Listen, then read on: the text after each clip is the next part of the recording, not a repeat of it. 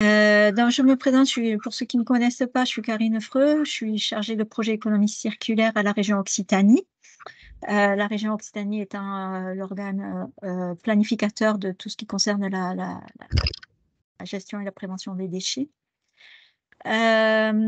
Pour les premières informations techniques, ce webinaire est enregistré.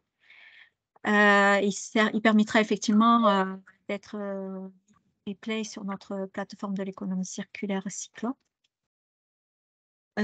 Pour bien voilà, que ce webinaire se déroule au mieux, ce serait souhaitable effectivement que les personnes éteignent leur micro, voire leur caméra.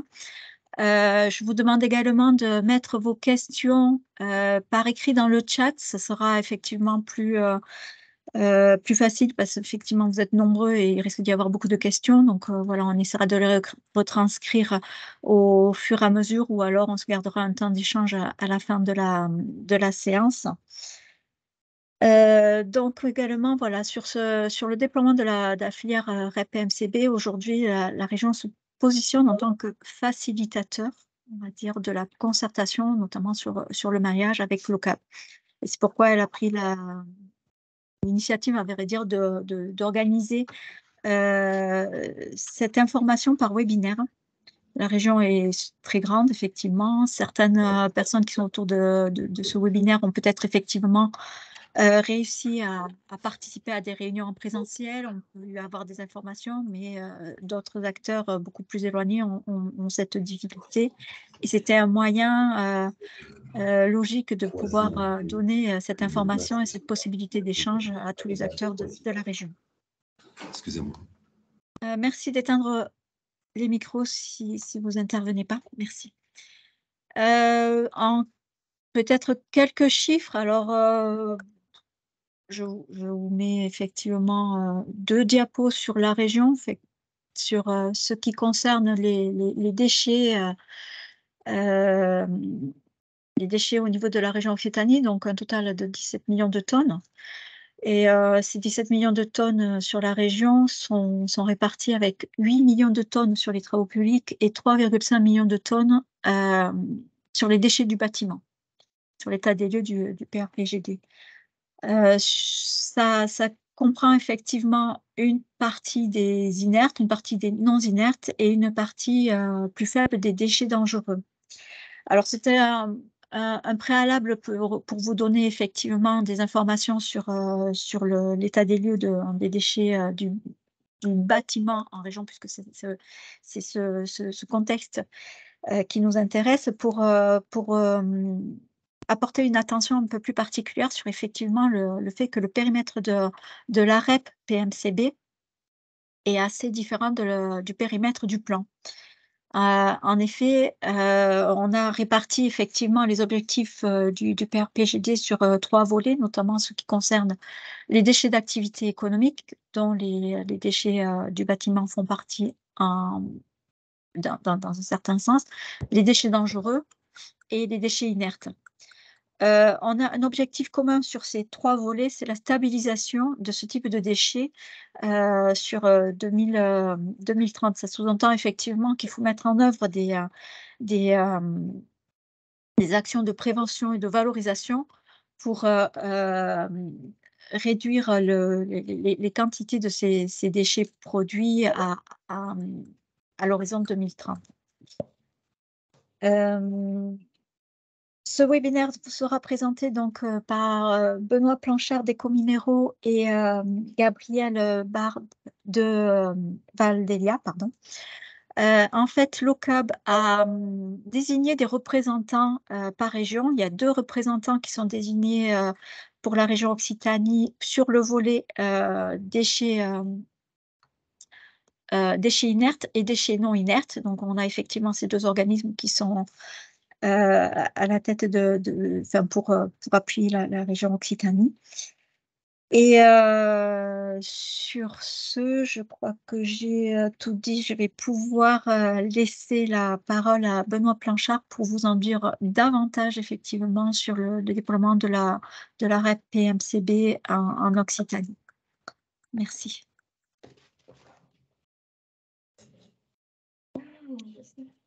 Bonjour à tous. Voilà, je suis donc Benoît Blanchard et je travaille comme responsable des relations institutionnelles chez Ecominero. Ecominero qui fait partie d'un des 4 éco-organismes chargés du traitement des déchets de la filière PMCB, donc c'est la filière produits et matériaux de construction du bâtiment, c'est ce que veut dire PMCB. Et donc Ecominero, c'est plutôt, c'est surtout et c'est complètement la gestion des déchets inertes, c'est-à-dire que les matériaux de construction de type gros œuvres comme le béton, la pierre, le ciment, matériaux bitumineux, et puis également la céramique et la tuile, l'ardoise. Je laisse aussi présenter mon homologue chez Valdelia, Gabrielle, si elle souhaite dire un mot. Oui, bonjour à tous. Donc Gabrielle Barbet, moi je suis chef de projet innovation, donc dans l'éco-organisme Valdelia. Nous on est donc on va être on a été agréé sur la filière PMCB sur la catégorie 2, qui concerne tout ce qui est non inerte finalement. Donc les déchets issus des matériaux à base de plâtre, bois, plastique, etc. Donc on en parlera un peu plus tard, mais voilà. Et Valdelia, en 2 mots, c'est aussi un éco-organisme qui existe depuis plus de 10 ans sur la filière des déchets d'ameublement professionnel. Voilà. Là. Alors, est-ce que vous voyez, je pense, ma petite présentation? Alors, pour information, en fonction de mon débit de parole, si la présentation, je peux peut-être demander à Karine si on fait en espace en 2 temps ou on fait une présentation en bloc et on passe aux questions après. J'ai demandé effectivement que les questions soient notées dans le chat en fonction du nombre de questions. Peut-être effectivement on fera une pause et D'accord. voilà, OK. je vous laisse dérouler. OK. OK. Donc voilà, une présentation qui peut durer qui peut durer environ 30 minutes. Donc déploiement de donc la REP PMCB. Je précise un peu le sommaire de ce dont on va parler. Les objectifs, enfin les grands principes et objectifs de la REP bâtiment, c'est en gros la philosophie de la REP bâtiment et en quoi on doit tendre à horizon, on va dire au moins 2026-2028, selon notre cahier des charges dont je parlerai un peu plus tard. Je ferai un petit focus après sur les principes de l'organisme coordinateur, parce qu'on est certes 4 éco-organismes de la filière de la construction, mais on est sur le papier concurrent. Et bien qu'on ait des partenariats, notamment avec Valdelia et Ecomaison, on est concurrent, mais l'État nous a demandé qu'un organisme coordinateur nous chapeaute en fonction des sujets d'intérêt généraux. Et ces sujets d'intérêt généraux, ça peut être notamment la construction d'un maillage territorial en termes de points de collecte pour assurer une meilleure traçabilité et à terme une plus grande valorisation des déchets. Ensuite, un focus sur ce que c'est que la REP PMCB rapidement. Et puis ensuite les indicateurs, c'est-à-dire comment est répartie la REP PMCB par type de déchets. Et puis, on parlera également des lieux de collecte. En gros, où est-ce on peut donner, enfin récupérer, puis donner, enfin transmettre les déchets, puis les récupérer en vue d'une valorisation.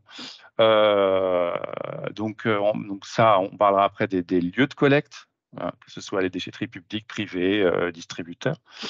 Et puis, on parlera de la progressivité de la reprise sans frais.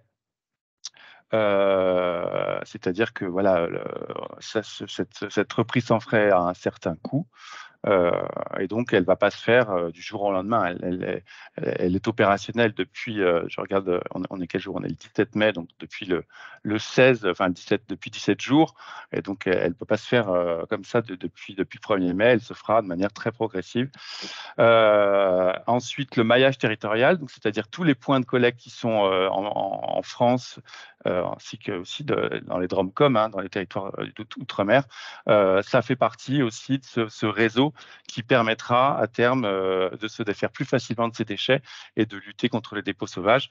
Et un bref focus sur le contrat type collectivité qui est en cours de finalisation, mais comme éco-organisme et associations de collectivités n'ont pas encore topé, si je puis dire. Voilà, on ne peut pas encore trop l'évoquer, mais on parlera quand même de ces principes. Et ensuite, présentation des 4 organismes. Et là, voilà, je pense que c'est si vraiment vous en avez très envie, parce que sachant que les 2 autres ne sont pas là, je pense par principe, on pourra en dire un mot, mais je pense que l'idée, c'est je pense que c'est plus de répondre à vos questions que de faire un service après-vente de nos éco-organismes respectivement. Après, Oui. je crois qu'il y a des personnes inscrites sur Valobat et sur Ecomaison, mais je ne sais pas Ah effectivement si elles d'accord, sont je ne savais disponibles. pas. Il y a des inscrits, Si, mais je n'ai pas vu encore s'ils étaient si elle souhaite se remplis. présenter, c'est maintenant. Enfin, je veux dire, voilà, donc si elle souhaite se lever la main pour dire je suis là, j'en suis pas contre. Je lève la main. Bonjour, Ah, j'étais là en tant que j'écoutais juste pour voir les questions qu'il pouvait y avoir au sein de la région. Donc, ok. moi, je suis Vincent Desmoires de Valobat. Je Super, suis responsable de la région Sud-Ouest. Bonjour à tous. super. Et je vous Bonjour, laisse merci. poursuivre. Ok. Oui, ce sera extrêmement utile pour répondre aux questions, parce que je suppose qu'il y en aura un certain nombre. Ok, eh ben, on commence. Donc, les objectifs de la filière REP. Donc, comme vous le savez, depuis le 1er mai, donc les produits et matériaux visés par la REP doivent supporter le montant d'une éco-contribution. Et chaque éco-organisme a son barème. Et il y a un barème qui a été fixé pour l'année 2023, qui sera fixé pour l'année 2024.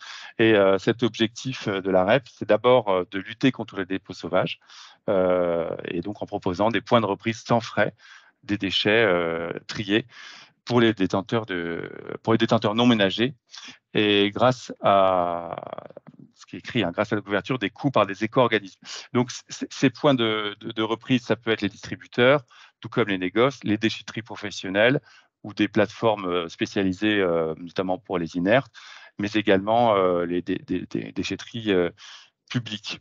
Et tous ces points de reprise, l'objectif final, la finalité de tout ça, c'est un cahier des charges qui est issu en amont de manière réglementaire, issu d'une loi qui s'appelle la loi AGEC. Et c'est des objectifs de recyclage supérieurs à développer par matériaux, avec une progressivité qui démarre en 2023. Ce qui veut dire très concrètement, c'est-à-dire qu'on a, par exemple, si je prends un exemple, comme moi je suis chez Eco Minéraux, donc plutôt pour les inertes, on doit avoir un taux de valorisation aujourd'hui qui doit être de l'ordre de 77%. On doit viser plus loin, je crois à 90% pour l'année 2028. Donc c'est un bon taux, mais qui peut être perfectible. Et par matériau, on a ce type de pourcentage pour le plastique, pour le bois, pour le verre, et donc pour les inertes. Et c'est cet objectif qu'on doit poursuivre. Et c'est par justement sa multiplication des points de reprise, par aussi une différenciation par flux, ce qu'on appelle la logique des 7 flux. Les 7 flux, en fait les 6 flux, parce que le carton n'en fait pas partie. Les 6 flux de la filière de la construction doivent être l'objectif, c'est qu'ils soient séparés pour maximiser ce taux de recyclage et de valorisation. Et aussi en amont, c'est-à-dire au début de la chaîne, c'est créer des matériaux qui qui soient des produits déjà recyclés, ce qu'on appelle développer l'éco-conception des produits et matériaux mis sur le marché. C'est toute une logique d'économie circulaire, c'est-à-dire qu'on était plutôt, on va dire, au XXe siècle et avant, hein, dans une économie linéaire avec un début, un milieu, une fin du produit. Et là, depuis la fin du XXe siècle, on tend vers une économie circulaire qu'on essaie de développer, que ça devienne la norme pour l'avenir. Ce qui m'amène donc à faire une digression, c'est revenir un peu sur ce que nous sommes, c'est-à-dire nous quatre, nous sommes des 4 éco-organismes, mais qui ont des sujets d'intérêt généraux dont je vous ai parlé, ce qu'on appelle l'OCAB, donc c'est Écomaison, Écominéraux, Valdélia et Valobat, qui se réunissent sur des sujets d'intérêt généraux, dont je vais parler là par quelques principes. On est 4 associés, et donc l'État nous a demandé de nous rassembler pour des sujets d'intérêt généraux. Donc rassembler, ça veut dire un agrément délivré par l'État, qui a été délivré il n'y a pas très longtemps, c'était le 17 février. Et donc, ces grandes missions, c'est assurer l'équilibrage de la filière. Alors, ce qui a écrit, ça veut dire faire respecter les obligations de la collecte à due proportion de la part de marché amont. Alors, c'est une phrase un peu technocratique qui veut dire en gros que, en fonction des parts de marché qu'on a chacun de nous, Écominéraux, par exemple, si on fait, je ne sais pas, on s'occupe de 60% de l'inerte, eh ben, on doit gérer l'obligation de collecte de 60% de ceux avec qui on a contractualisé. Si par exemple un autre concurrent, qui est Valobat, gère plus que 40% et en fait plus, eh ben, il y aura un système de transvasement, de remboursement qui se fera dans la foulée. Voilà. Deuxième sujet, deuxième grand sujet, c'est les intérêts communs, les intérêts d'intérêts généraux. Et donc, ce sont pour que tout le monde, pour qu'on puisse avoir un minimum de coordination, ce soit des standards communs de collecte, des exigences de traçabilité, le maillage, le fameux maillage territorial, et puis la gestion et la lutte contre les dépôts sauvages et les déchets interdits, notamment l'amiante, et l'élaboration du contrat type unique pour les collectivités. C'est ce qui explique que chaque semaine, chaque mercredi, à 9h du matin, les éco-organismes se concertent avec les associations de collectivités locales pour trouver un terrain d'entente sur ce contrat type unique pour les collectivités. Et on se réunit depuis, je crois, la fin du mois de janvier, toutes les semaines, pour s'accorder. Alors, ça prend du temps, mais c'est quand même ça prend régulièrement beaucoup de temps, parce que d'autres REP aussi ont mis beaucoup de temps à s'entendre. Mais voilà, ça vaut le coup de s'entendre, parce qu'il y a quand même beaucoup de déchetterie publique. Et on arrive, je pense, à la fin du maillon de la chaîne. On ne sait pas si c'est les pouvoirs publics ou une concertation ultime qui va pouvoir finaliser cet accord. Mais en tout cas, on fait en sorte que ce contrat type puisse exister d'ici cet été, sans pouvoir donner plus de précision sur les dates. Et enfin, dernier sujet, ce sont des études sur le réemploi, sur la traçabilité, sur le bilan des matériaux que l'on a, des déchets qui ont été reportés. Un certain nombre d'études animées aussi également par l'ADEME que l'on doit rendre d'ici par exemple, un mois pour ce qui est du réemploi, pour savoir quel type de matériaux on va privilégier, et aussi sur les DROMCOM. Donc d'ici 3 mois, puis 6 mois, un an, un certain nombre d'études à fournir dans le cadre de notre cahier des charges. Et ce qu'on a réalisé à date, c'est-à-dire ce qu'on peut voir dès aujourd'hui, c'est les standards de matériaux discutés en comité technique opérationnel, c'est-à-dire qu'on s'est entendu sur ces standards de matériaux en comité technique opérationnel, qui est un comité technique consultatif, qui a donné son accord à une forte majorité. De mémoire, je crois que ça doit être 12 voix pour, 3 voix contre, je crois. Et puis une cartographie qui est disponible en publiquement en tapant ocabâtiment.org, et je vous ferai, il y a un petit zoom que j'ai mis dans les slides sur la région. Voilà. Donc ça, Ça, on en a parlé. Alors, peut-être que je suis un peu long, hein, parce que je pense qu'il y a quand même beaucoup de slides, je vais peut-être un petit peu synthétiser. Donc, le principe de la REP, c'est le fameux vieux principe qui a maintenant 50 ans du pollueur-payeur. C'est un vieux principe qui date de l'OCDE, donc qui date de 73, qui est finalement assez simple, qui considère que toute personne qui met sur le marché un produit en est responsable de la conception jusqu'à la fin de sa vie. C'est-à-dire, quand il est objet de consommation, il l'est, mais aussi quand on va le mettre dans une benne ou à la poubelle.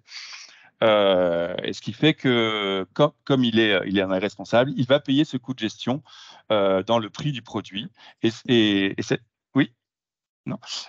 Et c'est le fabricant qui va devoir verser cette éco-contribution, soit le distributeur sous le nom de sa propre marque, ou soit un importateur. Donc l'origine est liée à ce vieux principe de 73, puisque aussi bien une directive européenne de 75 qu'une loi qui a été adoptée en juillet 75, qui dit exactement la même chose. Cette loi dit, quand on met sur le marché un produit, réfléchir à ce qu'il deviendra lorsqu'il sera déchet, s'en sentir responsable. Et le côté opérationnel de cette loi a été promulgué en 92, donc 20 ans plus tard, dans la première REP française. C'est la REP emballage qui date du décret donc Lalonde, qui était à l'époque ministre de l'Environnement.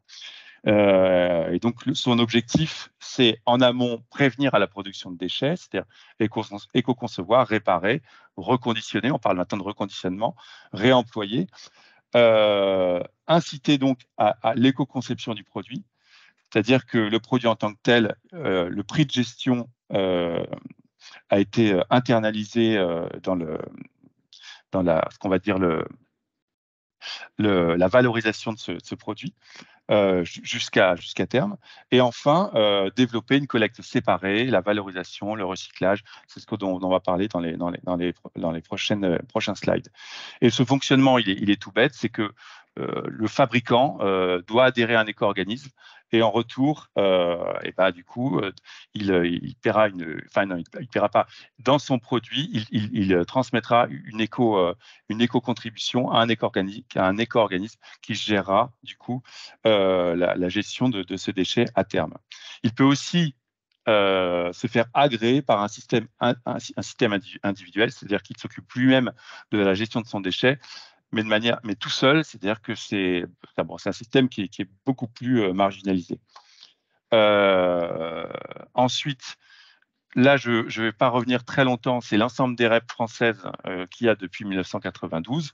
Ce qu'on peut juste voir, pour être très simple, c'est que de 93 à 2019, il y en a eu une douzaine, qui sont fait petit à petit. Alors, il y a certaines REP qui sont plus célèbres que d'autres, hein, comme la première la première REP Citeo, hein, emballage ménager, des 3E pour les équipements électroniques en 2006, les médicaments qu'on appelle DASRI. Et puis en 2019, il y a eu ce qu'on appelle la loi économie circulaire, la loi AGEC, hein, qui a été défendue par la ministre de l'époque, Brune Poirson, et ça a donné donc cette loi du 10 février 2020, et ce qui a produit en fait une dizaine, voire une douzaine de REP supplémentaires. Donc il y a eu un grand bond en avant, si je puis dire, à partir de cette époque, à partir de 2019, entre 93 et 2019, 12 REP, enfin 10 REP, et à partir de 2019, 12 REP supplémentaires, dont la REP qu'on évoque actuellement, qui fait partie de cette loi AGEC de 2020. Après, oui, quelqu'un a pris le contrôle. Voilà, attendez, je reprends à la main. Rechercher. Je reprends la main sur. Hop. Tac. Voilà. Ah, ça va prendre un petit peu de temps le temps que ça se charge. Ça marche toujours pas. Excusez-moi.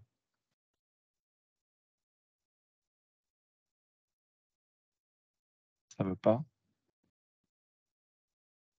Vous voulez que j'essaie de mon côté? Je réessaye une dernière fois, sinon ouais, je veux bien que... Non, je comprends pas pourquoi ça ne veut pas. Je veux bien que, vu qu'on a le même document, je veux bien que... Ah, merci beaucoup, Karine. Ah, voilà. Du coup, je ferai un petit signal comme ça dès qu'on changera de document. Alors, c'est celle d'avant, c'est... Sur celle-là. Ouais, c'est celle-là. Donc ça, on est d'accord, on est voilà. Et donc, je veux bien qu'on passe à la suivante. Voilà, donc là, on part sur les indicateurs, les grands flux de PMCB. Là aussi, faut être assez synthétique. On a sur le marché 114 millions de produits de matériaux de construction du bâtiment. Sur ces 114 millions, on a un gisement de déchets qui est quand même énorme, hein, qui est de 41 millions. Pour prendre faire une comparaison, les emballages ménagers, c'est 5 millions de tonnes. Là, on est à 41 millions de tonnes. Et sur ces 41 millions de tonnes, on a donc les 3/4 qui sont de l'ordre des déchets inertes et le dernier quart, les déchets du second œuvre, non dangereux et non inertes, hein, bois, plastique, verre, par exemple, et 3% de déchets dangereux. Voilà. Et donc pour un peu préciser tout ça, donc sur ces inertes, on a donc 30 millions de tonnes. Donc une grande partie c'est du béton, de la terre cuite, des déchets inertes en mélange, mais il y a aussi de la céramique, de la chaux. Et puis les déchets non inertes, c'est 10 millions de tonnes, plâtre, bois, métaux et des gisements non identifiés. C'est un peu un gisement un peu mystérieux. Alors, voilà, on pourra en parler un peu plus tard. Voilà. Là, ce qui est important de retenir sur ce graphique, c'est que on parle effectivement de déchetterie publique, de déchetterie professionnelle, des distributeurs, mais qu'il faut savoir que la collecte des chantiers en PMCB, enfin en matériaux de construction, se collecte essentiellement sur les chantiers. Enfin, c'est 80%. L'apport volontaire dans ce qu'on appelle les déchetteries publiques, ce n'est que 20%. Et donc, c'est 14% qui est apporté dans la déchetterie publique et seulement 3% dans les déchetteries professionnelles. Et donc, voilà. Donc, peut-être que l'objectif aussi, peut-être, c'est d'augmenter ces taux, justement, pour créer un meilleur maillage qui soit plus harmonisé à l'échelle du territoire. Voilà. Ensuite, alors ça c'est un slide important parce que voilà, il permet de bien voir comment on peut sectoriser les points de collecte. Donc on a tout d'abord, comme je vous en ai parlé, sur la droite, il y a les fameux déchets de chantier.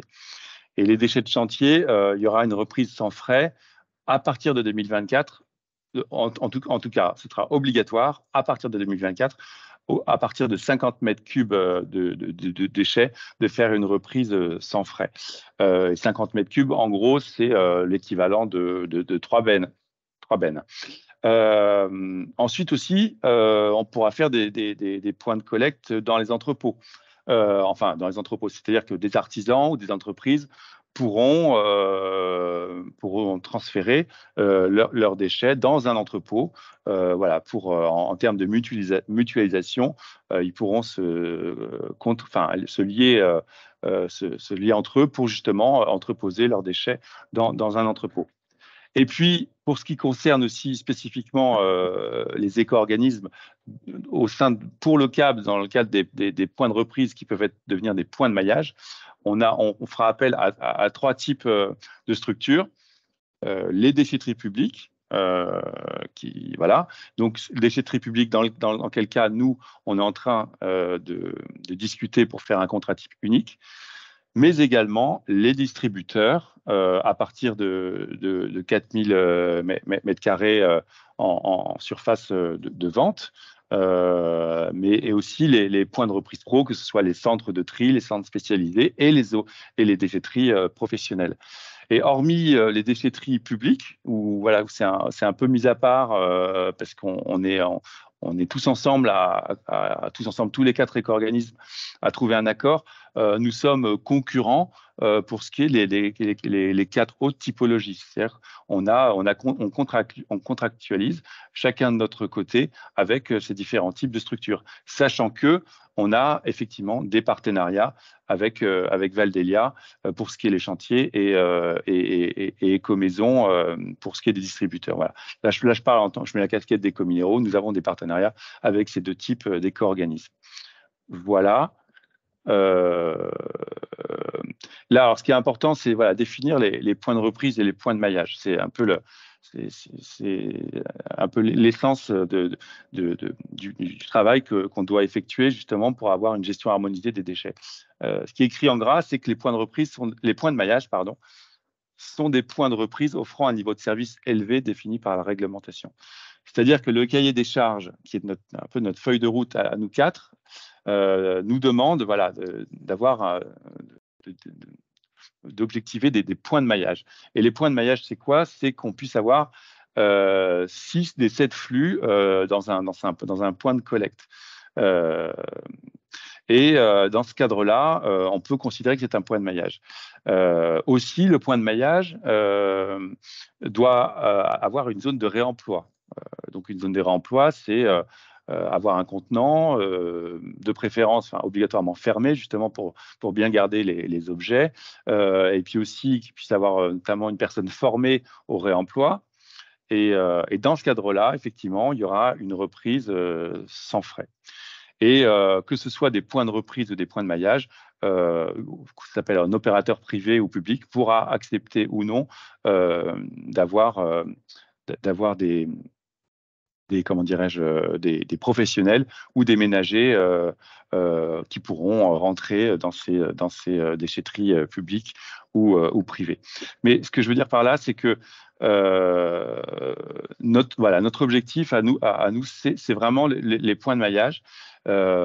Et concernant les points de reprise, il y aura un certain nombre de points de reprise au niveau du territoire, mais la reprise sans frais ne sera pas forcément objectivé, c'est-à-dire il n'est pas, par exemple, par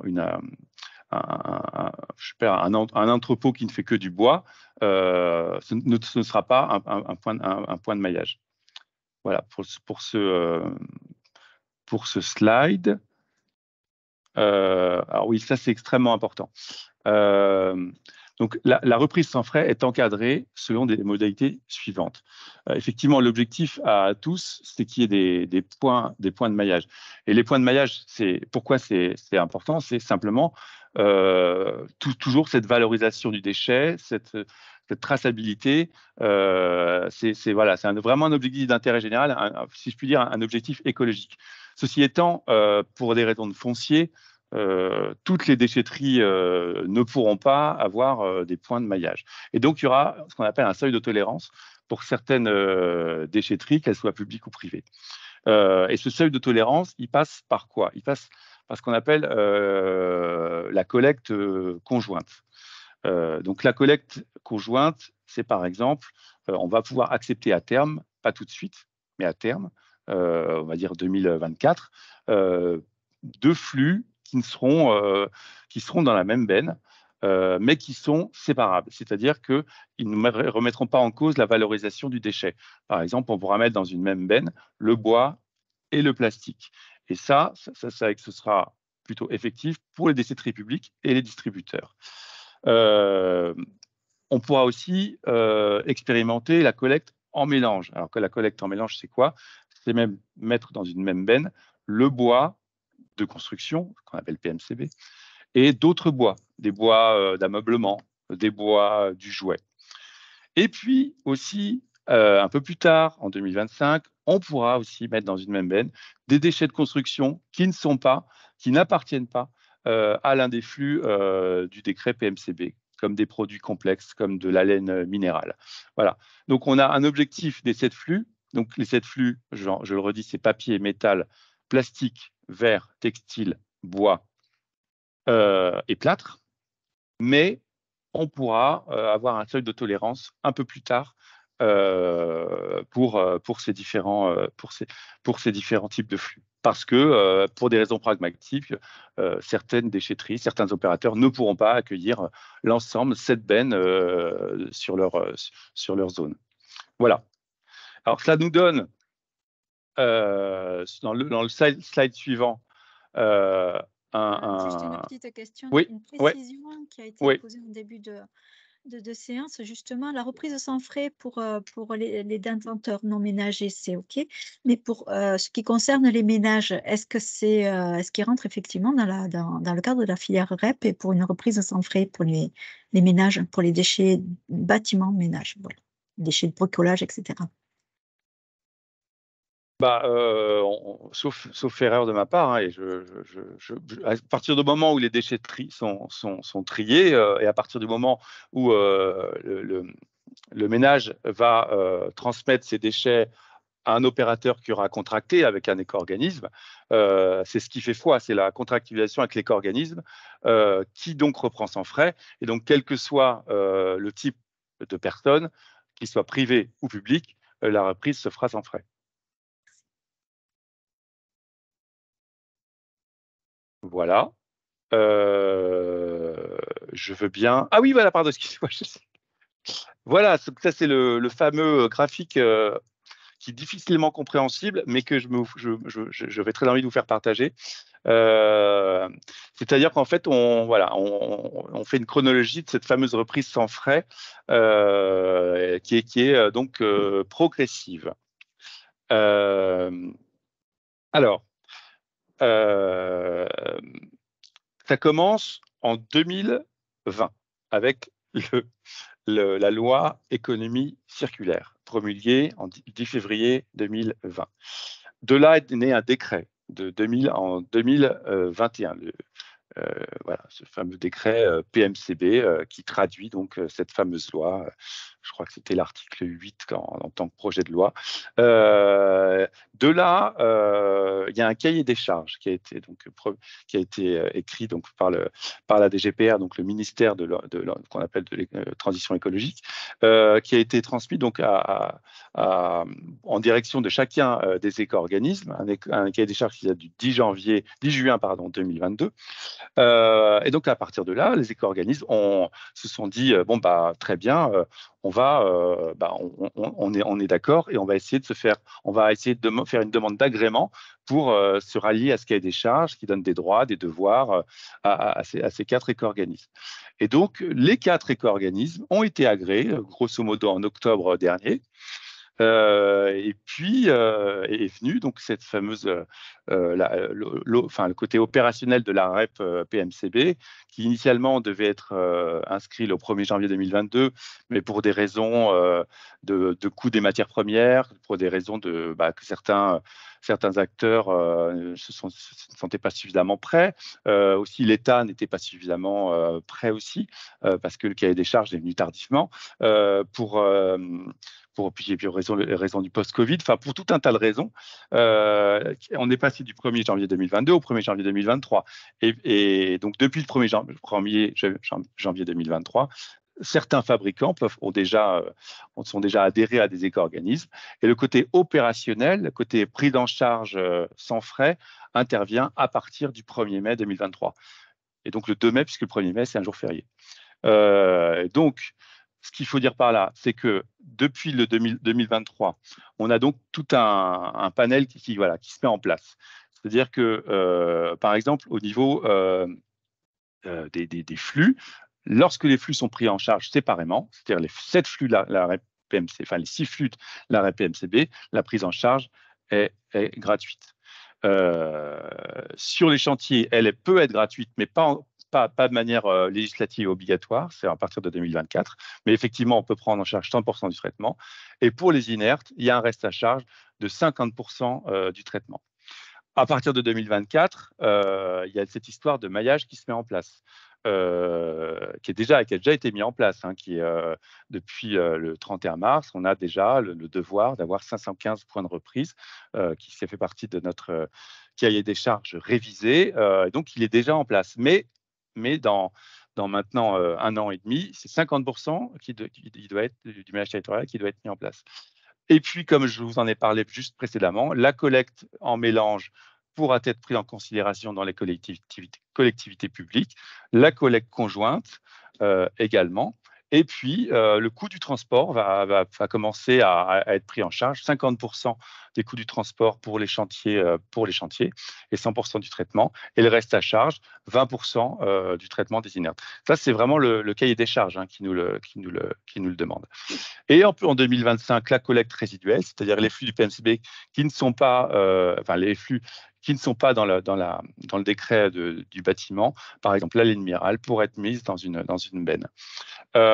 Et donc, enfin, en 2026, c'est 100% du maillage territorial qui doit être opérationnel et une prise en charge des chantiers, de la reprise sur chantier de 80% des coûts du transport et 100% du traitement.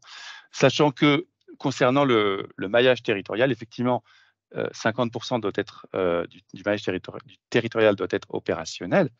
Mais, et c'est ça l'importance de faire beaucoup de concertation avec les régions, c'est que d'ici le 16 août prochain, nous devons, vis-à-vis le ministère de la Transition écologique, faire une sorte de carte prévisionnelle de l'ensemble des points de reprise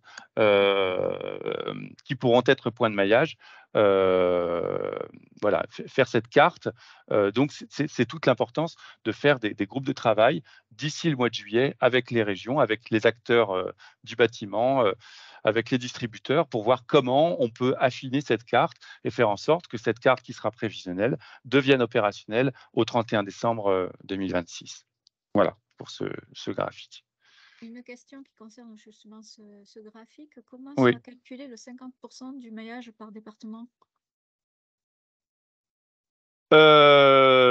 Écoutez, on travaille vraiment par région et voilà. Et donc c'est pour ça qu'on fait des déplacements depuis ce mois de mai pour travailler par département et aussi par région. On pourra être soutenu par des organismes comme la CERC qui travaille au plus près des territoires.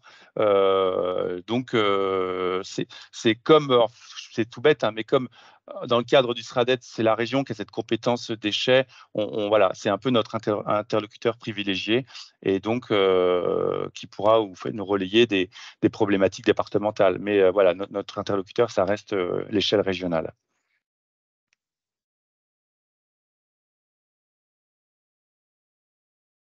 Donc, là, on fait un focus sur les points de maillage. Comment on va définir ces points de maillage et quelles sont ces conditions? Déjà, on part d'une page blanche. Et là, cette page blanche, on a donc des éléments théoriques mais essentiels qui vont nous permettre de partir d'une carte. Et cette carte, c'est le fait d'avoir des points de collecte en fonction des zones dans lesquelles on se trouve. Et cette zone, c'est un point de maillage tous les 10 km dans des zones d'emploi et 20 km lorsque ces zones seront, on va dire, plus rurales et lorsque l'activité de la construction sera moins forte que dans d'autres. Ça, ce sont des critères qui ne sont pas venus de nulle part, qui viennent de l'INSEE.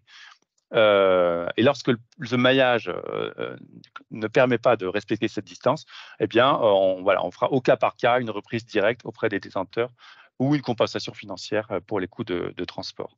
Donc, cette reprise sans frais des déchets du bâtiment, elle sera assurée uniquement pour la collecte des 6 flux de la construction. Elle devra aussi accueillir des déchets dangereux pour au moins la moitié des installations dans le maillage. Il faudra aussi que pour ces points de maillage, il y ait une zone dédiée au réemploi. Et puis, la capacité de collecte des installations de reprise correspond à la quantité estimée de déchets produites dans la zone considérée. Et puis, des décisions sont à prendre, hormis ces critères théoriques. C'est est-ce que le point de reprise veut devenir ou non un point de maillage?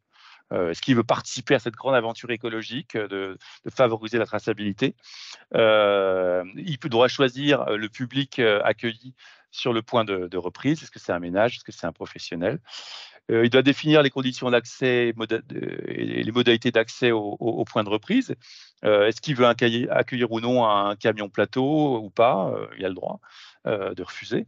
Ce qui nous amène à faire une concertation à l'échelle régionale, c'est ce que dont je vous ai parlé, et c'est ce projet de maillage dans les 10 mois à partir de l'agrément. C'est pour ça que je vous ai parlé du 16 août, c'est parce que l'agrément a été officialisé en octobre, et donc 10 mois plus tard, on arrive au mois d'août. Donc, c'est un projet inscrit dans les missions de l'OCABS, ça, je vous en ai parlé. Et c'est une concertation qui doit aussi s'affiner en fonction des objectifs du SRADET de chaque région. Voilà, on doit un peu coordonner nos objectifs, et je pense que c'est le but de chacun de nous. Voilà. Ensuite, ça nous donne cette magnifique carte. Donc là, on voit les zones d'emploi. Des zones d'emploi, ça ressemble à des départements, mais ce n'est pas des départements. C'est des zones d'emploi définies par l'INSEE. Et on en a, grosso modo, en France, 330, il me semble. Et donc, on peut voir, à l'échelle nationale, du moins, on a beaucoup de zones, de zones 10.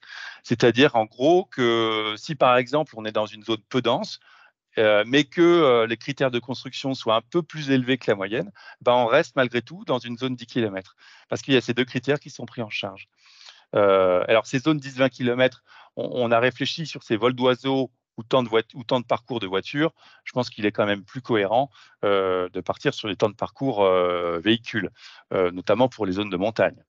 Voilà. Et donc, on identifie à partir de là qui peut être point de reprise. Donc ça, je vous en ai parlé, que ça peut être aussi bien les négoces, les distributeurs, les déchetteries publiques ou les déchetteries professionnelles. Et puis pour ce qui est de l'Occitanie, je vous fais un petit zoom. Donc on peut voir effectivement, bien que en Occitanie, il y a un grand nombre de zones rurales.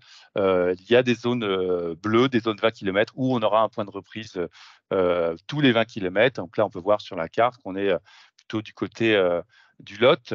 Et puis en bas, une grande partie des Hautes-Pyrénées, donc Tarbes et Lourdes, malheureusement, n'auront un point de collecte que tous les 20 km.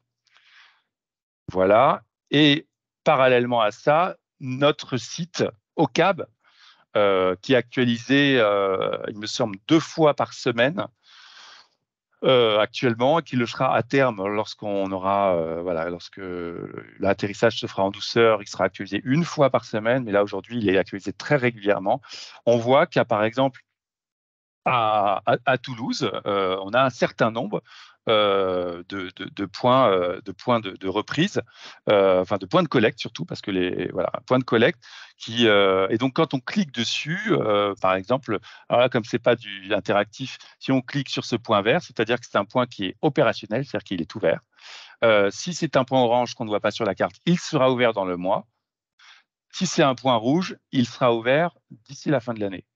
Et donc, on voit à travers ces points verts quel type de matériaux on pourra déposer.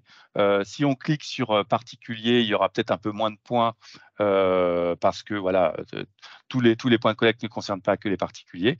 Et on verra par rapport à ce point quel type de matériaux, quel éco-organisme est affilié à ce point de collecte. Et voilà, le matériau. Et puis, il n'y a pas forcément l'ouverture les horaires d'ouverture. Voilà. Et j'ai fait la même chose pour Montpellier. Voilà. Donc là, la même chose. On a en fonction, vous cliquez le code postal. Si vous ne cliquez pas, vous avez tous les points. Si vous affinez votre recherche, voilà, vous aurez forcément un peu moins de points entre le type de matériau que vous voulez déposer et si vous êtes un particulier ou un professionnel. Voilà. Ensuite, j'en profite pour une autre question. Est-ce qu'un point vert désigne reprise gratuite automatique? Écoutez, oui, normalement, c'est l'objectif, et c'est à partir du moment où il est vert, c'est que la reprise gratuite oui, elle doit être, il doit y avoir une reprise sans frais, oui.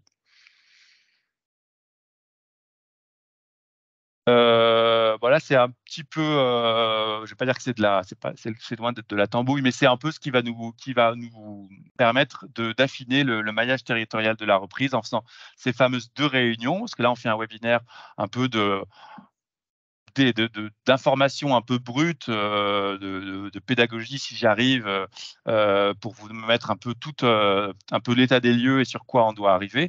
Mais après, par rapport à nos objectifs, ce fameux maillage territorial, on devra faire ces 2 réunions pour arriver à cette carte qui devra être prévisionnelle en vue de la transmettre au ministère de la Transition écologique pour une carte qui pourrait être celle qu'on aura entre le 31 décembre 2026. Alors forcément, il y aura des évolutions et forcément, tout ne sera pas gravé dans le marbre. Mais en tout cas, d'ici cet été, on devra faire 2 réunions. Une première réunion où on regarde nos cartes, où est-ce qu'on en est, où est-ce qu'il y a des zones grises, où est-ce qu'il y a peut-être par exemple trop de zones de points de reprise.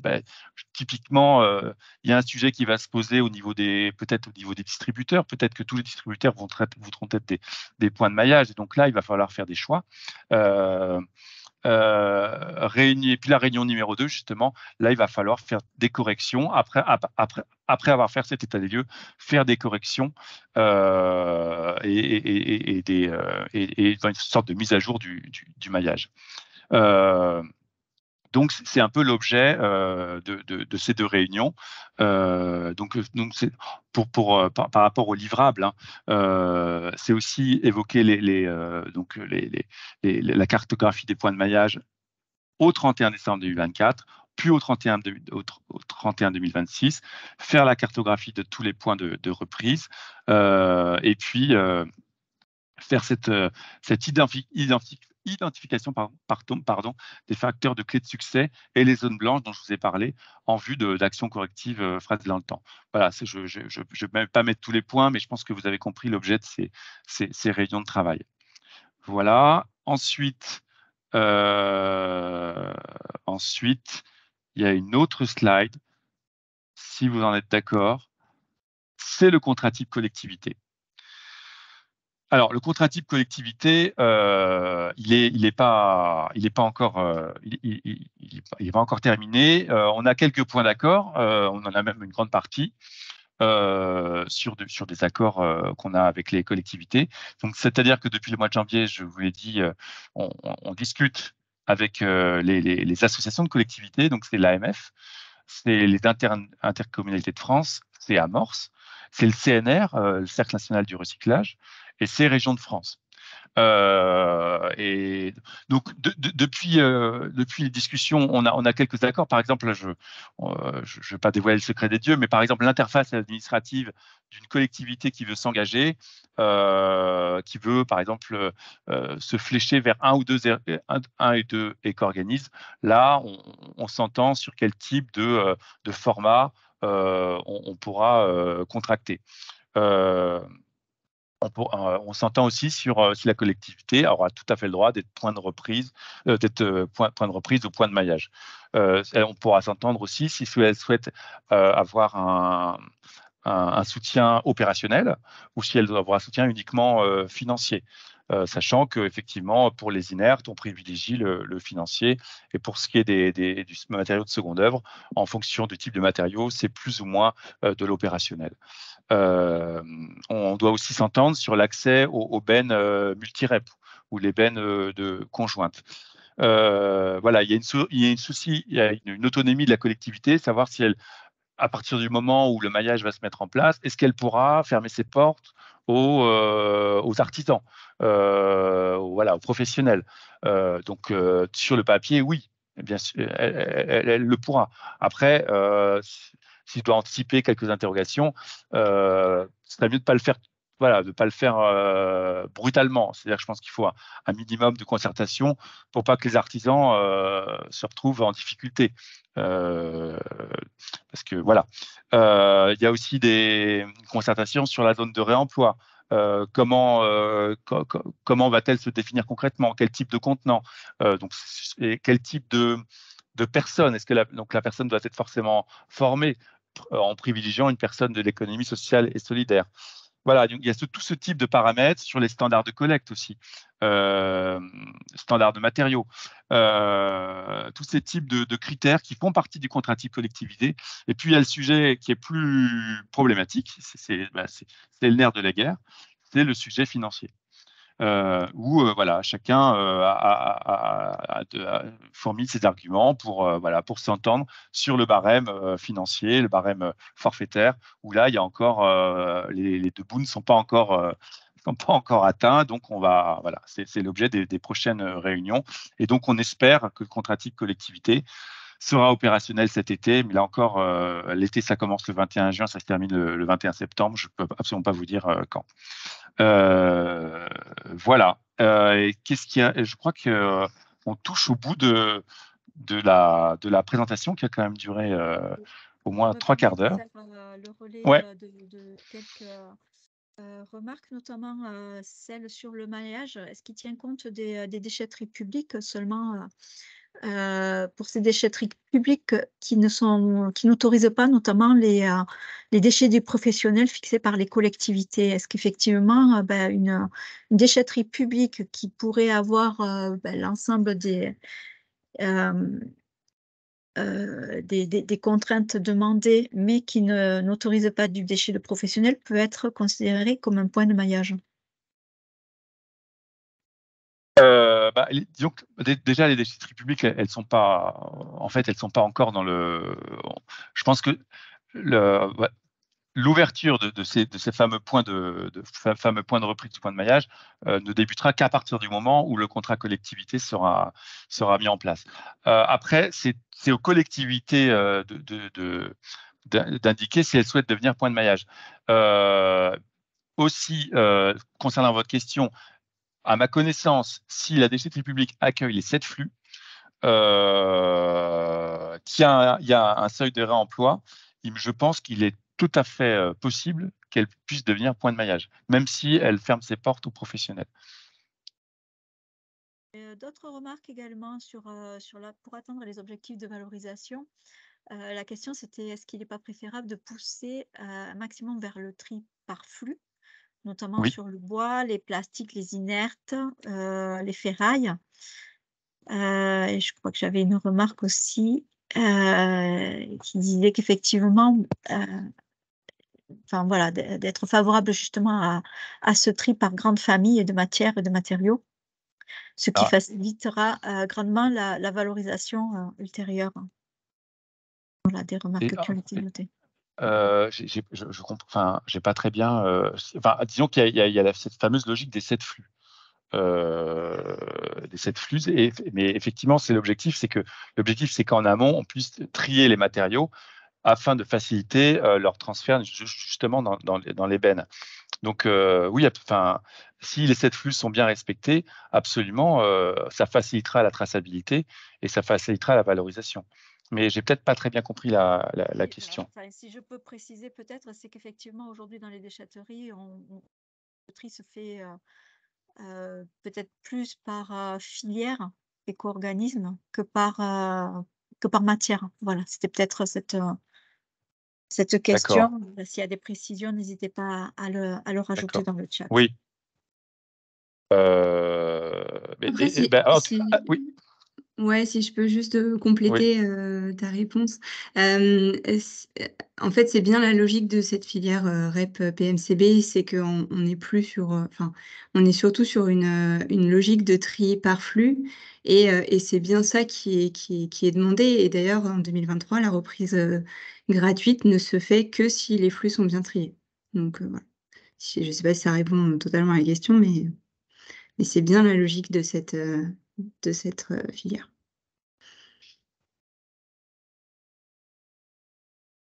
Je ne sais pas si on déroule davantage le diaporama. Je n'ai pas d'autres questions sur le chat. N'hésitez pas à réagir, à poser des questions.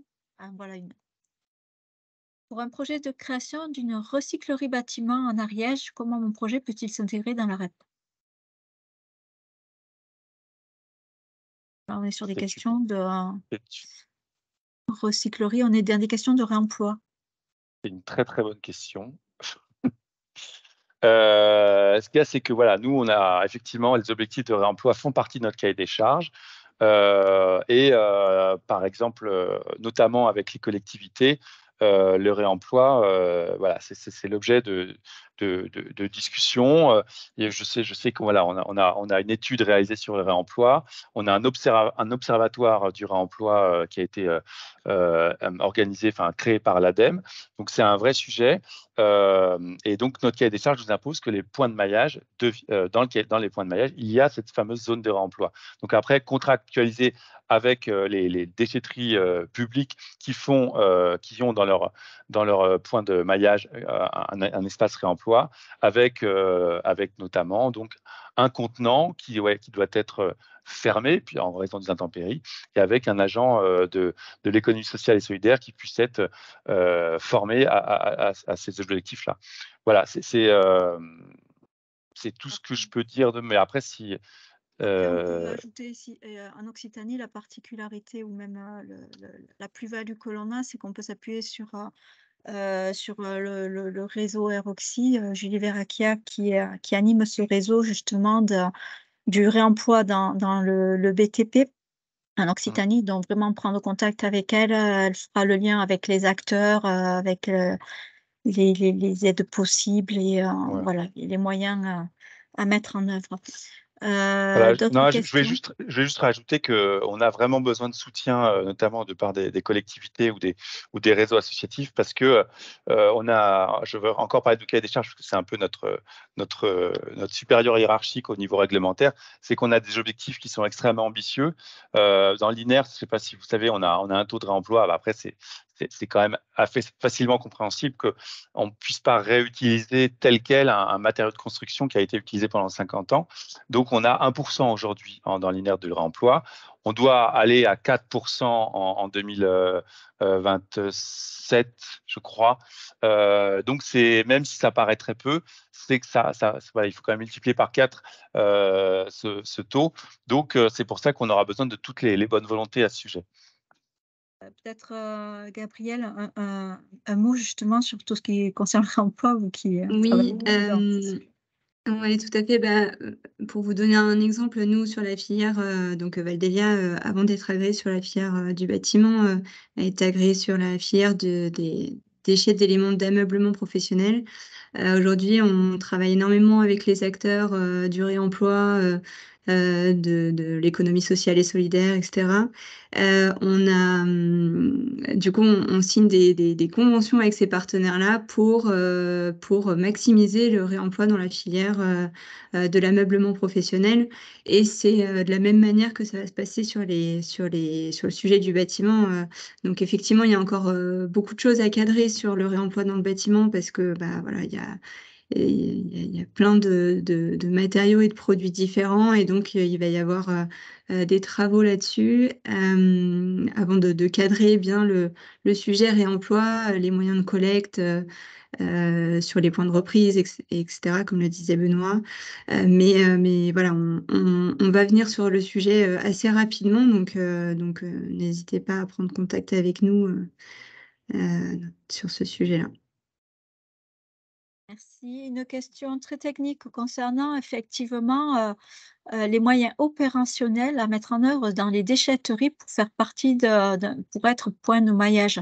Est-ce qu'il faut un point de bascule? Quels sont les outils de traçabilité? Il y a peut-être un cahier des charges qui existe justement pour les collectivités qui ont peut-être des projets de rénovation et savoir quels sont les investissements qui devront être faits. Vous avez peut-être des outils d'aide sur ces sujets-là? Bah, écoutez, là, je suis désolé, mais c'est vraiment l'objet du contrat type sur savoir quel type de moyens opérationnels. Donc, non, je peux pas vous répondre, mais en tout cas, je note la question et j'essaie de vous donner plus d'éléments. Vous pourrez, peut-être vous transmettrez, Karine, si j'arrive. Je la note hein, et je répondrai à.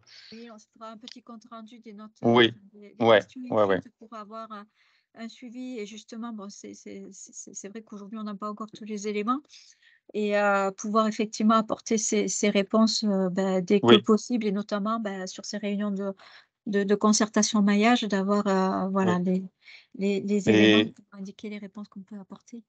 et d'ailleurs, si c'est possible, dès que le contrat type collectivité sera publié, alors je ne peux pas vous dire quand, mais on pourra totalement faire un focus. Alors c'est peut-être un tout petit peu moins urgent, mais un focus contrat type collectivité, justement pour informer l'ensemble des collectivités. D'accord, ouais.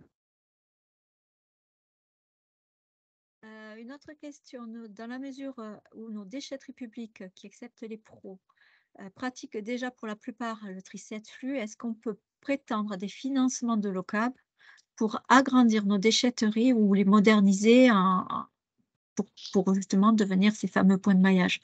On est un peu sur le même type de question. On est sur le même type de questions. Parce qu'on est vraiment je suis désolé, mais on est vraiment dans le sujet financier. Et si je vous dis oui et que finalement ça se fait pas, je vais en décevoir beaucoup. Donc oui, il y aura un soutien financier pour les zones de réemploi, pour différents types de bennes, un soutien forfaitaire, un soutien variable en fonction des flux. Mais voilà, je peux pas en dire, on peut pas en dire plus parce que la question n'a pas encore été totalement tranchée. Une question concernant le réemploi. Effectivement, bon, il y a des outils qui sont développés par l'ADEME, notamment l'Observatoire Oui. du réemploi et de la réutilisation. Au niveau régional, il y a Aeroxy, mais est-ce qu'il existe un groupe de réflexion sur le réemploi, notamment sur les points de collecte sur la partie des chantiers, comme le demande le syndicat du réemploi? Un groupe de travail, de réflexion sur le réemploi, sur les points de collecte, moi je retiens. Ok. Mais je suis navré de vous dire que je pense que je vous répondrai dans la semaine. Parce que on a un conseiller réemploi, mais en tout cas, là, je ne peux pas vous Ça répondre reste plus. une idée intéressante à creuser, Oui, même bien au sûr. niveau de l'Occitanie. Merci pour cette question. Est-ce qu'il y a une taille minimale indiquée pour les points de reprise réemploi en termes de volume? Est-ce qu'on peut, je ne pense pas. Non, je ne pense pas qu'il y ait de taille minimale. Après, là, on est dans les standards de collecte, mais pas à ma connaissance, non. Non. Dans l'idéal, un point de collecte réemploi, il faut quand même que ce soit une collecte préservante, donc Oui. pas Alors de fumier, on ça, va dire. je pourrais regarder le cahier des charges, c'est inscrit, mais voilà, c'est suffisamment flou pour laisser un champ des possibles assez large. Mais si je regarde, voilà, la zone de réemploi fait partie de notre cahier des charges. Et donc, comme je vous ai dit, un contenant qui doit être, enfin, il n'y a même pas écrit fermé, mais qui doit prendre en compte un certain nombre d'agents extérieurs comme les intempéries. Mais de là à ce qui est de la taille, je pense que ça se gère plutôt au niveau des collectivités, hein. Je pense que c'est elles peuvent avoir le lead sur le sujet. Mais je vais quand même regarder sur le cahier des charges en direct, voir s'il y a quelque chose sur la superficie, mais je pense pas. Je repartage la carte du maillage puisqu'il y a une question Oui, sur la répartition des zones à 10 km et celles de 20 km. Donc, certaines zones de 20 km devraient être en 10 et inversement. Est-ce que cette cartographie est définitive? écoutez, oui.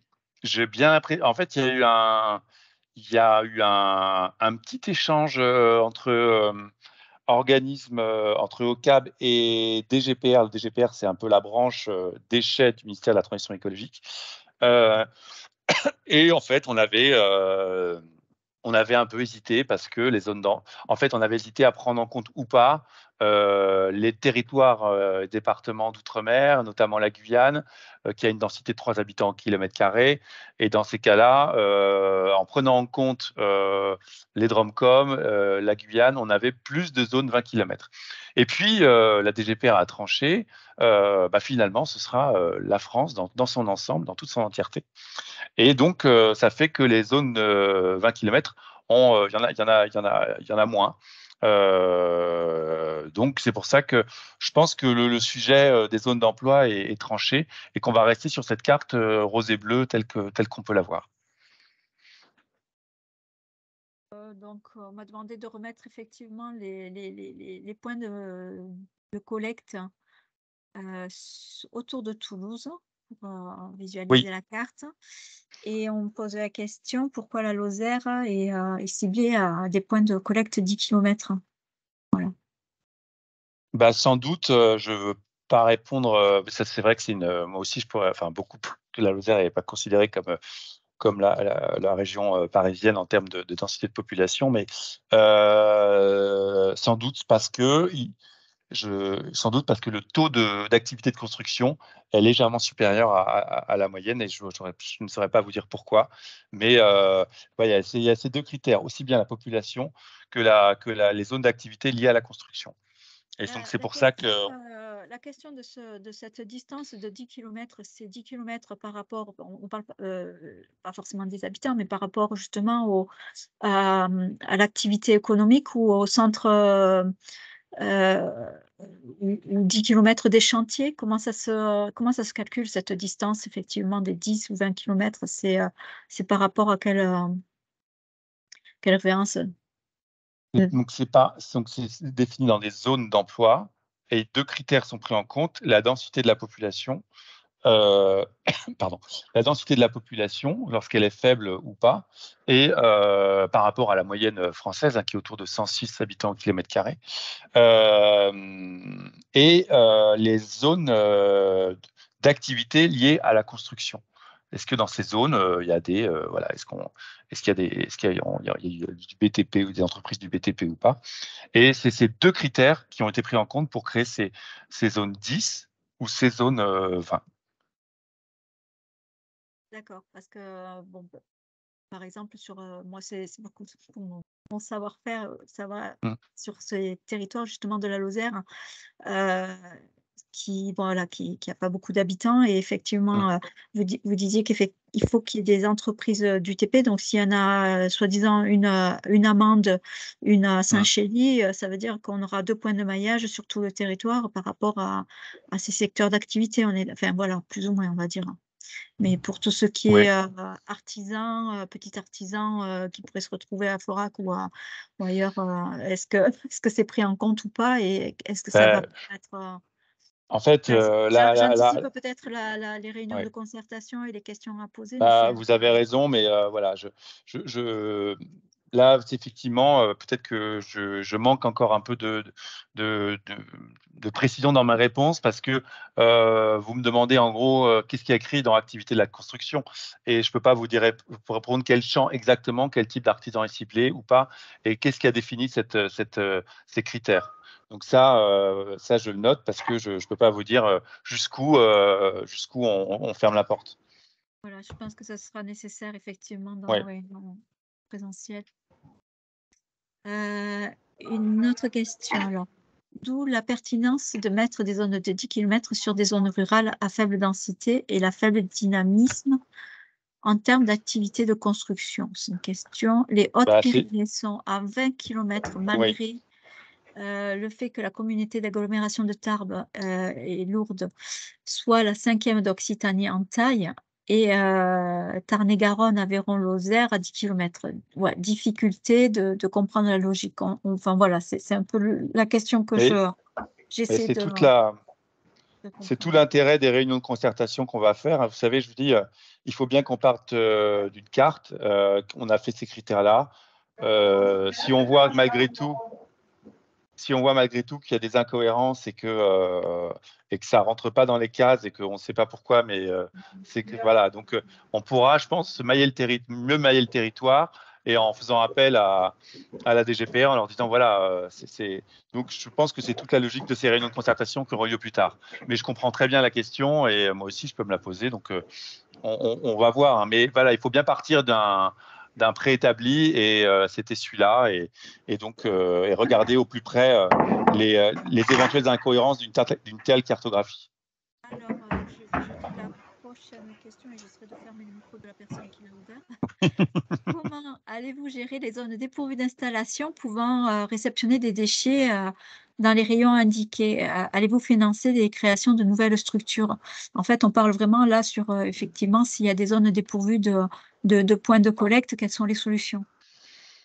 Voilà. Alors, c'est vrai que dans l'idéal, ce que j'ai peut-être pas dit, c'est qu'on a, après, dans l'éventail de tous les points de collecte, on peut, si on voit très large, on a quand même 10 000 points de collecte en France. Mais là, je vois large parce que je vois aussi les centres de tri, les centres spécialisés, mais aussi les déchetteries publiques, les déchetteries privées, et puis les distributeurs, hein, parce que potentiellement, on peut avoir jusqu'à 4000 distributeurs en France. Donc, on a quand même, on peut aller jusqu'à 10 000 points. Et donc, comme j'ai dit, dans certaines zones, peut-être qu'il y aura trop de points de reprise. Après, on verra à l'issue justement de ces réunions de concertation qu'on aura forcément des zones grises. Alors, voir comment on peut traiter cela, et je pense que personne forcément le souhaite, mais est-ce qu'il faudra créer une zone de toute pièce? Voilà, donc disons que c'est un peu contre-productif par rapport au niveau à nos engagements environnementaux en termes de zones d'artificialisation des sols à créer. Voilà, c'est un objectif de le diminuer par 50% d'ici 2030. Donc voilà, c'est pas l'objectif. Et après, est-ce qu'on viendra en charge de manière opérationnelle un soutien au cas par cas? Les éco-organismes pourront au cas par cas gérer ces déchets de manière opérationnelle ou financière. Voilà, mais bon, ça fait aussi l'objet de ces réunions de concertation, voir quelles sont ces zones grises. Mais là, actuellement, c'est vrai que c'est par rapport au site de l'OCAB où on verra tous ces points et par rapport aux retours sur le terrain qu'on pourra voir là où on aura vraiment un besoin important. Une question sur les déchetteries publiques. La mise en place de cette filière REP a une incidence sur les régimes et CPE de certaines rubriques. La 2710 10.2 notamment. Est-ce que le ministère de l'Environnement a prévu de revoir les seuils ICPE, volume notamment? Est-ce que vous avez cette information? Et je pourrais préciser également, sur le début de votre présentation, vous avez précisé effectivement que certains artisans pouvaient, au niveau de leur entrepôt, accueillir également, être point de collecte. C'est pareil, il va y avoir certainement une réglementation. Quels sont les volumes qui sont autorisés? Voilà, sur ces questions-là. Bon, on note et on essaie de répondre. On essaie. Moi, je ne pense pas qu'il y ait une évolution nationale de ce point de vue. Et puis, concernant les entrepôts, voilà, à ma connaissance, je pense qu'une déclaration doit être effectuée si vraiment il y a différents artisans qui se mettent ensemble pour créer dans une zone un point de collecte ou point de reprise. Je pense qu'une déclaration doit être effectuée, oui, en termes du CPE.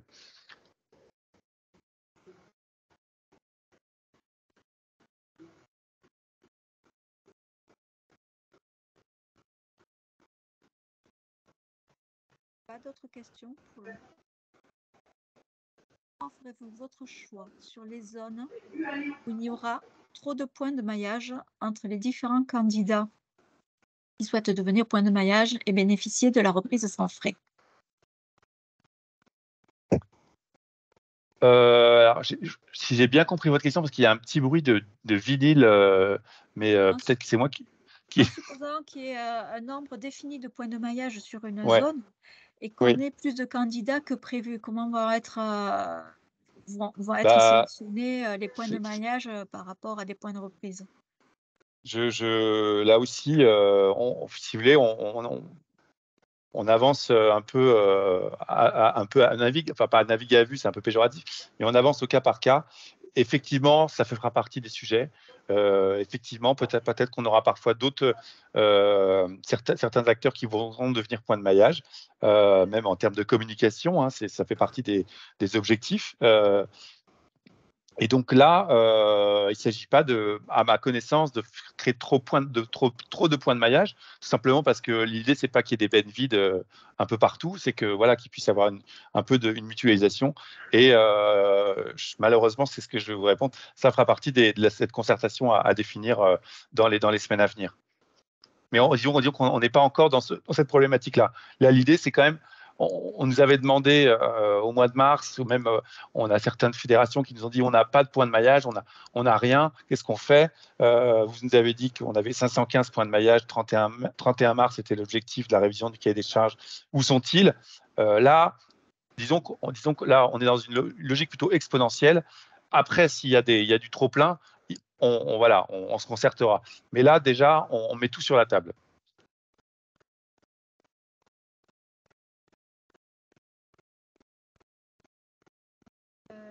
Est-ce que vous souhaitez faire un point sur les objectifs de valorisation, les objectifs généraux et recyclage? Je sais qu'on avait évoqué. Il y a la dernière slide qui synthétise très bien dans les annexes. Je peux peut-être le remettre, hein, peut-être que ça marche mais voilà, en tout cas, ça peut être très utile de voir quels sont nos objectifs qui nous sont imposés, qui nous sont demandés par le cahier des charges du 10 juin 2022. Et donc, c'est la dernière slide. Je peux vous en parler puisque j'ai le. Vous le voyez? Ouais.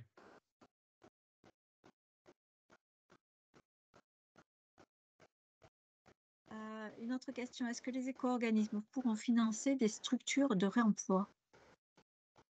Il y a des financements qui sont prévus pour toute la question du réemploi, en sachant qu'effectivement, les éco-organismes ne sont pas forcément sur les mêmes catégories. Vous le disiez, notamment sur les inertes, c'est plus compliqué. Voilà. Est-ce que Gabriel peut répondre sur cette question sur le réemploi?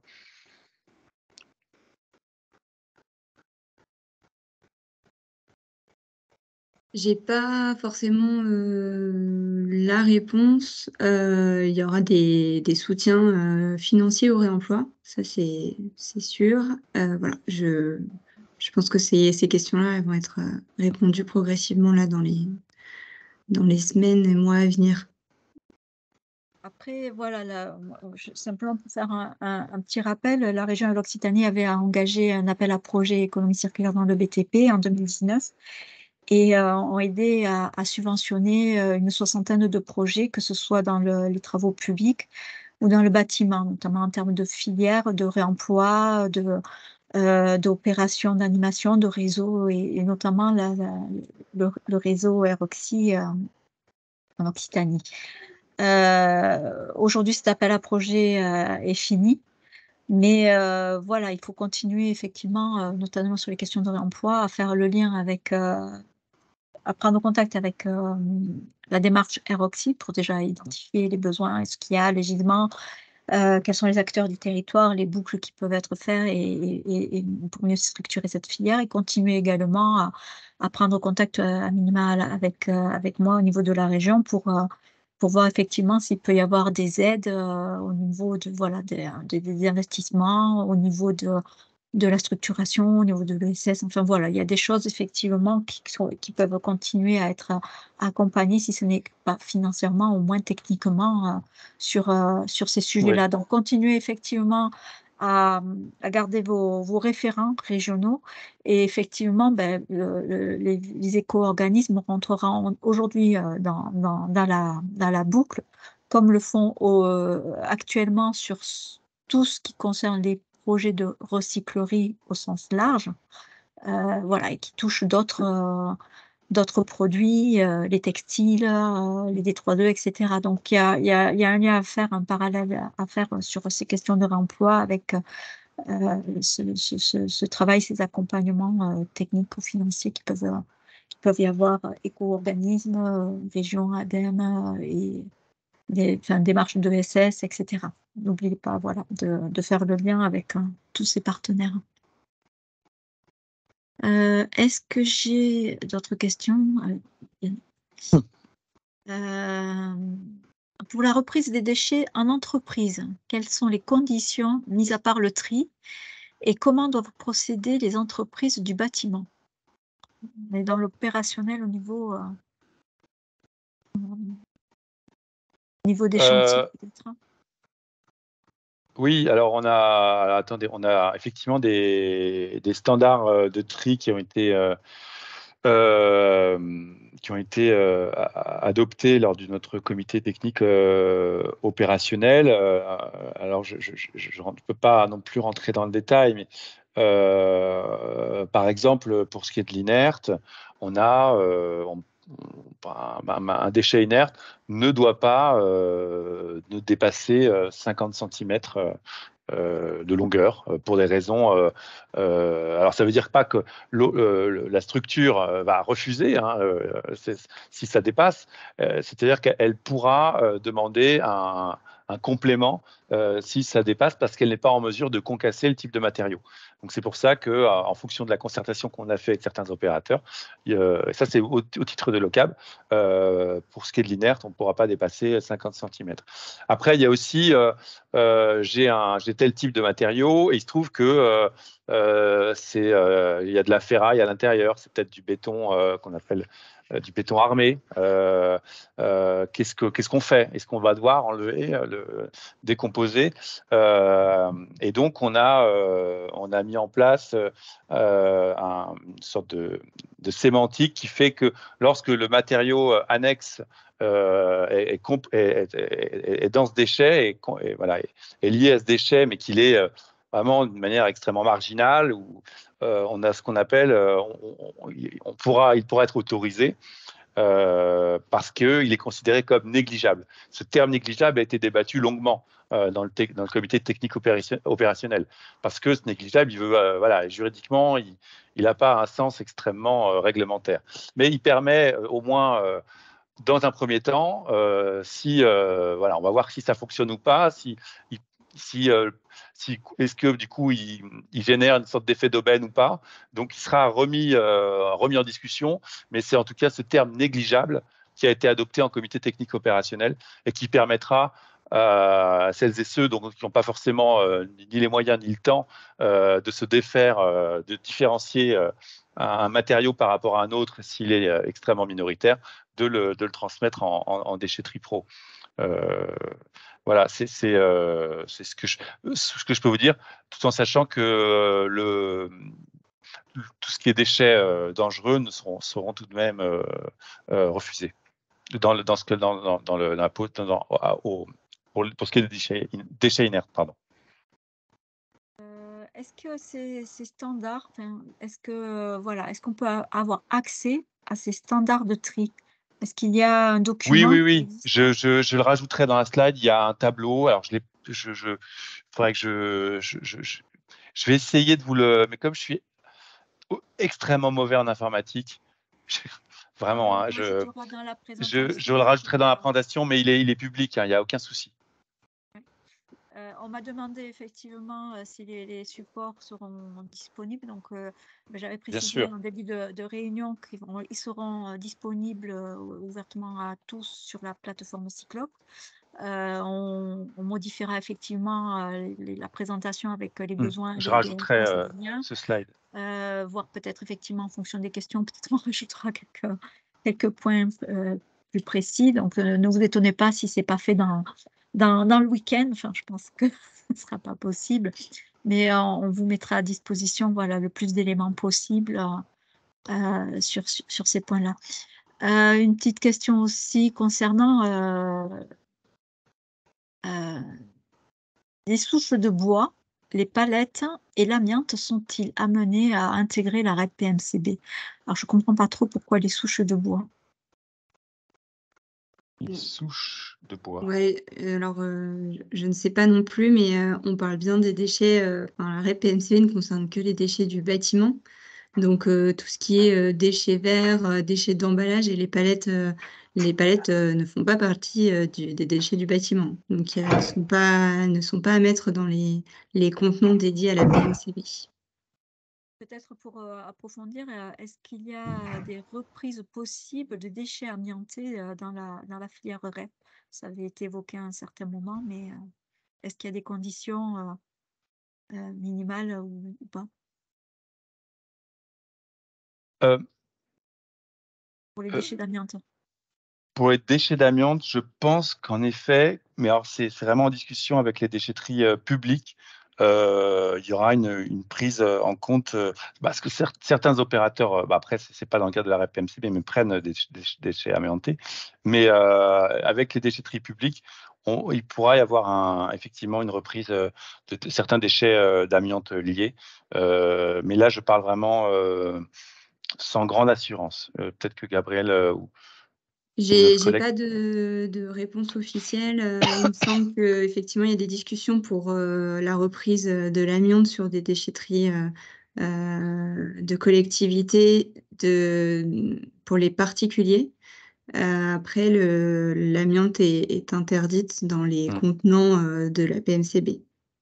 Ce sera une reprise vraiment dédiée et je crois qu'elle sera uniquement pour les déchets particuliers. Mais voilà, sans grande conviction, ces questions-là sur l'amiante doivent être confirmées un petit peu plus tard. J'ai Christelle Placher, je crois, de Valobat, qui a fait une remarque. Si elle veut prendre la parole, voilà, n'hésitez pas à vous présenter, allumer votre caméra et faire les commentaires directement en présentiel.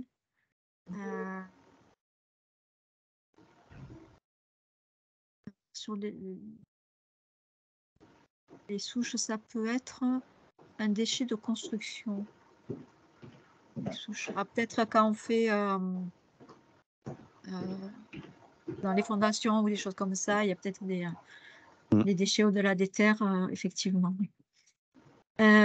Les déchets inertes, terre, cailloux, issus des travaux de terrassement préalables aux constructions, sont-ils inclus dans la REP? Ben voilà, ça recadre effectivement aussi la question des souches. Si on parle des terres excavées, non, ça ne fait pas partie de la REP dans la mesure où on est quand même dans ce qui est véritablement de la terre minérale. Et donc, ça, non, c'est pas inclus dans la REP.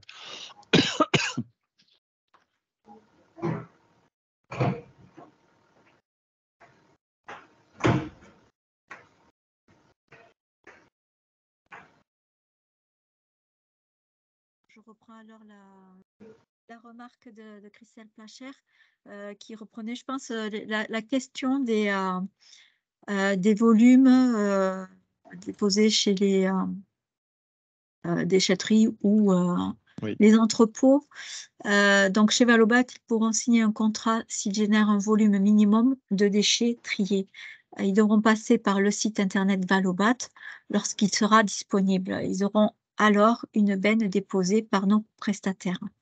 Voilà un peu les conditions de récupération des déchets sur les chantiers. Je pense que c'était la réponse à cette question. Donc encore des sujets en cours de construction, d'élaboration et de méthodes à mettre en œuvre. Je n'ai pas d'autres réactions ou d'autres questions sur ce sujet. Je propose qu'on clôture un peu en avance. En Pas avance, d'autres questions. C'était déjà assez lourd, assez riche et avec beaucoup d'infos à digérer, je pense. Donc voilà, déjà un grand merci pour avoir participé à cette présentation. Vous étiez nombreux autour de ce webinaire. Merci Benoît Blanchard, merci Gabriel Barbet pour avoir participé et répondu à l'ensemble des questions. On va essayer de faire effectivement un compte rendu entre nous sur l'ensemble des questions, les précisions à proposer et derrière les conditions de concertation qui vont pouvoir être lancées prochainement en présentiel. La région sera donc aux côtés de l'OCAB pour faciliter cette prise ces réunions de concertation et notamment sur un objectif primordial qui est le maillage. Oui. On vous communiquera ces informations. Moi, effectivement, mais les personnes qui ont été intéressées par ce webinaire ont communiqué leur intérêt de participer ou d'être informés sur les questions concernant la concertation par la suite. Donc, on pourra vous donner une information par mail dès qu'on aura une date, un lieu, le contenu, l'ordre du jour et les informations à vous communiquer. Et puis, vous trouverez effectivement les supports et le replay de ce webinaire sur la plateforme Cyclope, plateforme de l'économie circulaire d'Occitanie. Ok. Voilà, je crois que je n'oublie personne. Merci encore pour... Bon. Merci beaucoup, Karine, pour l'animation. Hein. Franchement, c'était top. À très bientôt. À très bientôt. Merci, au revoir. Merci à tous. Merci beaucoup. à vous. Merci. Au revoir.